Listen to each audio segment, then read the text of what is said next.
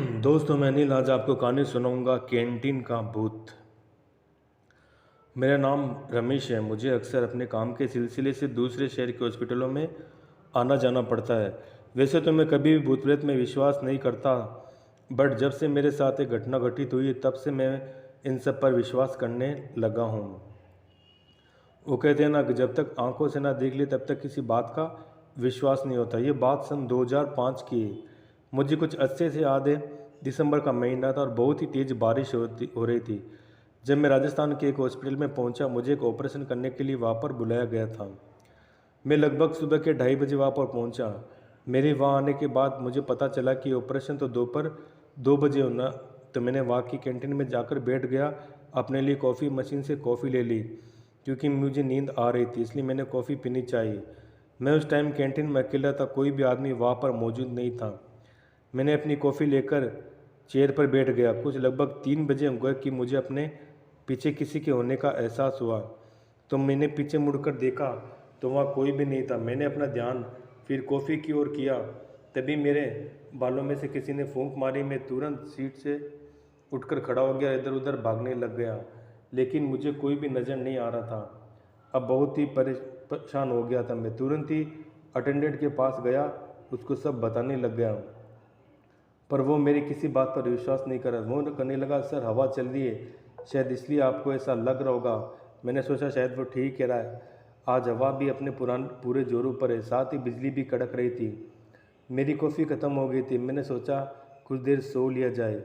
जब मैं बेंच पर ही लेट गया, मैं लेटने के कुछ देर बाद मुझे किसी के पायल की आवाज़ सुनाई दे रही थी। मैंने उठकर देखना चाहा कि कौन है, तो कोई भी नहीं दिखा, पर आवाज़ मेरे कानों की तरफ साफ साफ आ रही थी, मानो जैसे मेरे पीछे एक अगल बगल कोई चल रहा हो। मैं बहुत ही डर गया। अब आवाज़ बंद हो गई। अचानक से आवाज़ के बंद होते ही कोई ज़ोर से चिल्लाया। मैं डर गया। अटेंडेंट के पास भागकर गया तो देखता हूँ कि वो वहाँ पर नहीं है। मैंने सोचा अब क्या करूँ, भी रात के 3:30 बजे थे। जहाँ से चिल्लाने की आवाज़ आई, मैं उस तरफ चल पड़ा। मैंने जैसे उस रूम की ओर पहुंचने वाला था कि अचानक से एक बूढ़े आदमी ने मुझे रोक लिया। उसने पूछा, सर आप कहाँ जा रहे हो? मैंने उसे सब बताया। तब उसने कहा कि आप जो आवाज़ सुन रहे हैं वो एकदम सही है। यहाँ पर हॉस्पिटल बनने से पहले कब्रिस्तान हुआ करता था। कब्रिस्तान को तोड़कर यह हॉस्पिटल बना दिया गया, इसलिए यहाँ पर ऐसी आवाज़ें सुनाई देती। तब मैंने तुरंत ही वहाँ से निकलने का निर्णय लिया और अपनी गाड़ी लेकर वापस मेरठ की ओर चल दिया और अपने घर को लौट गया। कब्रिस्तान में दिखा भूत। मेरा एक बड़ा भाई भी है जो कि लखनऊ यूनिवर्सिटी में बीटेक कर रहा है, और एक छोटी बहन है जो कि कॉलेज में पढ़ती है। घर में केवल मैं ही ऐसा हूँ जो कि रात को अपने दोस्तों के साथ मूवी देखता हूँ और घूमता रहता हूँ। मुझे घर में किसी की भी रोक टोक नहीं है, मैं कहीं भी आ जा सकता हूँ। आज मैं आपको उस दिन के बारे में बताने जा रहा हूँ जो कि मेरी लाइफ का बहुत ही डरावना दिन था। मुझे बहुत ही अच्छे से याद है कि मैं और मेरे 3 दोस्त रात को अपने कॉलेज फ्रेंड की बर्थडे पार्टी में गए हुए थे। पार्टी लगभग रात के 9 बजे शुरू हुई थी, लगभग 12 बजे समाप्त हो गई। बाकी मेरे दोस्तों का घर मेरे घर से काफ़ी दूर था, इसलिए वो मुझे रास्ते में घर के नज़दीक ही छोड़कर अपने घरों पर चले गए। मैं अकेला ही घर जा रहा था। जैसे कि मैंने आपको बताया, मेरे घर के रास्ते में एक कब्रिस्तान पड़ता है। जैसे ही मैं उस कब्रिस्तान के पास पहुंचा तो मैंने देखा कि वह बहुत ही अजीब था। बहुत ही अजीब इसलिए क्योंकि बात तो ये कि रात को कब्रिस्तान में कोई भी नहीं रुकता है।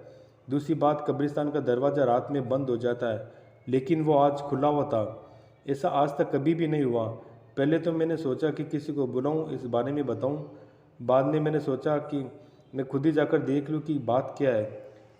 लेकिन वैसे तो मैं डरता नहीं, लेकिन कभी डर लगना भी बहुत ज़रूरी हो जाता है। मैं धीरे धीरे उस कब्रिस्तान की ओर बढ़ने लग गया, ये देखने के लिए आखिर है कौन वहाँ पर। मैंने गेट पर जाकर आवाज़ लगानी शुरू कर दी, पर कोई भी नहीं बोल रहा था। मुझे लगा शायद मेरी आवाज़ किसी को सुनाई नहीं दे रही।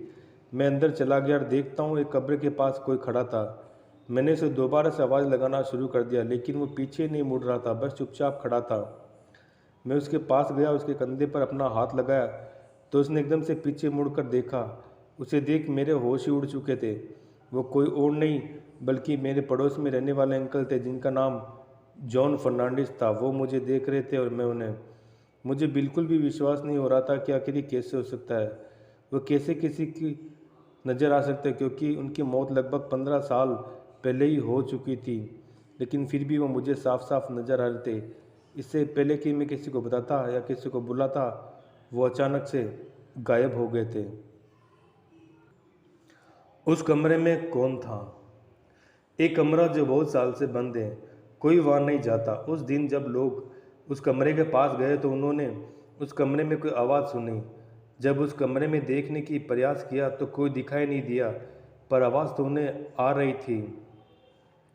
ये लोग उस रात को घर जा रहे थे तो रास्ते में बस खराब हो गई थी, इसलिए ये लोग पैदल ही जा रहे थे। जब उनकी नज़र उस घर पर पड़ी तो उस घर के पास यह घर बहुत सालों से बंद था। उस घर के बारे में लोग बिल्कुल भी नहीं जानते थे, इसलिए वो लोग अंदर जाने की कोशिश की, पर अंदर पहुंचने पर उन लोगों को कुछ नहीं दिखाई दिया। अरे यार, हम यहाँ पर क्यों आए? हमें तो घर जाना चाहिए था। यहाँ पर हम क्या? एक दूसरे ने कहा कि अब समय देख रहे हो कितना हो रहा है, रात के 1 बजाए, अब कहाँ जा सकते, इसलिए यही रुक जाते। पर यार कोई तो है जिसकी आवाज़ यहाँ पर है, ये पता करना ही होगा यहाँ पर कौन है। सभी लोग चारों ओर घूमने लगे, देखा कि यहाँ कौन है। ये लोग कुछ समझ नहीं पा रहे थे कि यहाँ पर है कौन। तभी ऊपर के कमरे में रोशनी हुई। सभी लोग अलग अलग जगह पर ढूंढ रहे थे। उसमें से एक की नज़र उस रोशनी पर पड़ी। वह कमरे की ओर चल पड़ा। उसने किसी को नहीं बताया था। उस कमरे में कोई था, पर कौन था वो जो चुपचाप बैठा था? वो नीचे मुंह करके बैठा था। अरे भाई, कौन हो तुम? यहाँ क्या कर रहे हो? पर उसका कोई जवाब नहीं आया। दोबारा फिर पूछा। उसने हल्की आवाज़ में कहा, यहाँ से चले जाओ, नहीं तो बहुत परेशानी में पड़ जाओगे। डर जरूर लग रहा था कि इतनी रात को कोई यहाँ पर छुप रहा, ये कोई तो ज़रूर है जो हमें पता नहीं चल रहा। दोबारा पूछने की कोई हिम्मत नहीं हुई। सभी लोगों को बताने के लिए नीचे की ओर चल पड़ा। जब सभी लोग मिले तो कहा कि ऊपर के कमरे में कोई है जो हमसे कह रहा है कि यहाँ से चले जाओ। मेरी तो ये समझ में नहीं आ रहा कि वो कौन है जो यहाँ पर छुपा है। सभी लोग उस ऊपर वाले कमरे में गए तो देखा वहाँ पर कोई नहीं था। अब यही पूछ रहे थे कि यहाँ पर कोई नहीं है, अब बताओ कि वो कहाँ गया। अचानक उस कमरे में ठंड बढ़ गई। सभी लोग ठंड के मारे कांप रहे थे। तभी एक अजीब सा धुआं वहाँ पर आया। सभी लोग बेहोश हो गए। जब उनकी आंख खुली तो वो लोग सड़क के पास थे। वो सोच रहे थे कि वो यहाँ पर कैसे आए। घर को बहुत ढूंढा पर घर नहीं मिला। कुछ देर बाद बस आ गई। सभी लोग घर आ गए। अब सभी ये सोच रहे थे कि वह कोई कल्पना थी या कुछ हुआ, पता नहीं। पर आपको ये कहानी पसंद आई हो तो हमें बताइए दोस्तों। अनहोनी। मेरी उम्र लगभग 24 वर्ष की। मैं बरेली उत्तर का प्रदेश का रहने वाला। मुझे बहुत ही अच्छे से याद है जब मैं बरेली से गाज़ियाबाद बस से जा रहा था। अचानक से रात में बस एक जंगल के रास्ते बीचों बीच रुक गई क्योंकि वह अचानक से ख़राब हो गई। बस में हम कुल 18 लोग सफ़र कर रहे थे, जिसमें से ज़्यादातर आदमी थे, कुछ औरतें भी थी। बस ड्राइवर और कंडक्टर बस को ठीक करने में लगे थे। मुझे बहुत तेज़ नींद आ रही थी, तो मैंने सोचा कि बस जब तक ठीक होगी तब तक मैं नींद ले लेता हूँ। मैं गहरी नींद में था, तभी मुझे बस के ऊपर किसी के चलने की आवाज़ आने लगी। पहले तो मैंने सोचा कि शायद ड्राइवर या कंडक्टर होगा, लेकिन जब मैंने दोनों को बस के अंदर ही बैठे देखा तो मेरी हवा ख़राब हो गई।